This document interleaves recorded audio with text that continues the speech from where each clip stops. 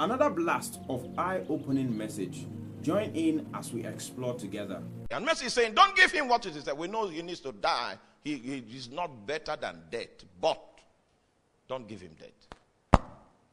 That's mercy. And then finally, God is a God of grace. And what does grace say? Grace says, give him what he does not deserve. These are very, very contradictory positions. And God is an embodiment of all of them. Righteousness says justice has to be done. Judgment says, give him what he deserves. Mercy says what? Give him what he... What? Don't give him what he deserves. And then grace says what? Give him what he does not deserve. In the story of the prodigal son, you will find that the prodigal son had come, and on the basis of righteousness, he made a demand. Give me that which falleth unto me. And his father could not contradict his position because his request was accurate. And on the basis of righteousness, the father had no choice but to give him his inheritance. Even though the nature of inheritance is that it becomes effective when the current householder is no longer in place. But inheritance nonetheless had been given unto him. Maybe there were documents to show that there was such an inheritance. And he had to give him his inheritance. So he was a righteous father. Upon the receipt of his inheritance, he no longer had any say in the estate that was remaining. And he took what was his from the father, and he went and squandered it in riotous living. And then there was an economic meltdown in the locality where he went to set up himself. And when the economic meltdown became so terrible, he discovered that he didn't have what it took to sustain his life, to support his life. And eventually he began to live on pig food. And then he came to himself. I believe it was an intercessory situation that led him to come to himself. It seems that the manipulation that was responsible for his departure suddenly left him for a moment, probably because there was an intercessory intervention. And the Bible says he came to himself. And then he began to reason and say, well, I know I'm no longer worthy to be my father's son. Why is he saying that? On the basis of righteousness. Do you understand that? Because I've taken that which is mine from the estate. So when I go back, I will ask for mercy. And I will ask him to employ me. At least he still has capacity for employment. Employ me to become one of your servants. Are you with me? Now, according to justice, he should not have anything to do in that estate again. Because his right in the estate he has taken. And so what he was asking in order for him to become one of his hired servants was mercy. What he deserves is to be cast out. If he was going to be accepted to operate within the household, it means the guy was appealing strongly for mercy. Because what does mercy do? It doesn't give you what you deserve. So the guy was seeking to establish a possibility where God will relate with him on the basis of mercy. But when he showed up, God gave him something that was beyond mercy. What God gave him was grace. Because God gave him what he didn't, what he didn't deserve. It was on the account of his return that the fatted cow was slaughtered.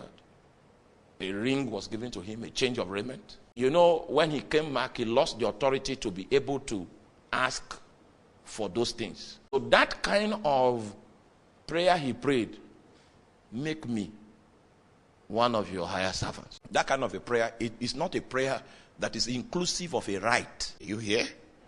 It was a petition that was seeking to interface with mercy. There was no ground for him to come demand for anything. So he was coming on the basis of mercy to seek a soft landing if mercy was available for him.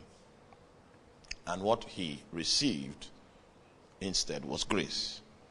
And as true as God is effectively a God of righteousness, a God of justice and judgment, a God of mercy, and a God of grace.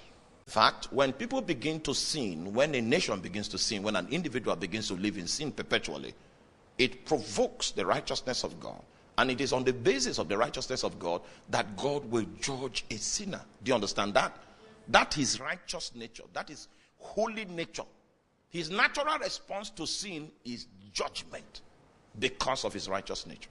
Okay, let me give you an insight. All right?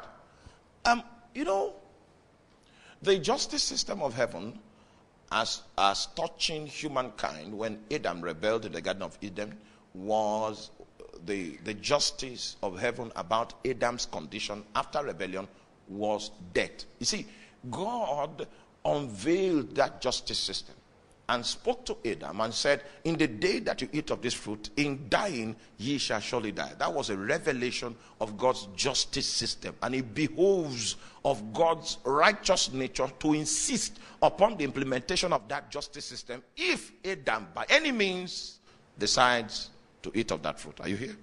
All right. So Adam did. God had no choice. God had to implement judgment because his righteous nature will not allow him to avoid judgment. All right. So when Jesus came, this is the equation that took place, because Jesus was like an intercessor, and Jesus was trying to stand in the gap. Jesus was trying to make up the hedge. And in doing these things, what we mean by standing in the gap, I hope you know Jesus was not coming to the Father to say, hey, free them, because there was no such right according to the justice system. He was the mediator that came. He didn't come on the basis of right. He came to create an atmosphere for the mercy of God to go forth. In order for the mercy of God to go forth, what God did, what Jesus did, was that he had to satisfy the claims of divine justice. See, justice had to be satisfied. God's righteous judgment had to be satisfied. So Jesus had to pay the ultimate price, which was to take the place of man in that justice system. When he took the place of man in that justice system, his destiny, therefore, became death, because he was going to experience what the justice system has spelled out. It is on the basis of the principle of substitution, after that Jesus had satisfied the claims of divine justice, that mercy became available to humankind. And one of the precursors of mercy was grace. See, grace is a fruit of mercy. And that's why the Bible says that we should come boldly unto the throne of what? And when you come to the throne of grace, there is something you are going to obtain before you find grace. You will obtain what? Mercy at the throne of grace before you enter into the grace itself. It was this mediatorial role of Jesus that was able to unveil that side of God that is merciful, and it was through that side of God we were able to enter into an economy which we never knew existed, which is the economy of the grace of God. It always takes a mediator. It always takes one that stands in the gap in order for us to explore the possibilities that abound with the mercy of God. Is that clear? When a land begins to depart from God, depart from the ways of God, the natural response of God, given his holy and his righteous nature, is that judgment is going to come to you. Whether the people are covenant people, whether they are hidden, whether they don't know God, whether their ancestors served idols and they served idols after them, that is inconsequential. You see, there is a justice system that rules the earth, whether you are aware of it or not. Even witches know that witchcraft and wickedness is a prescription that has the capacity to self-destruct anyone that practices it.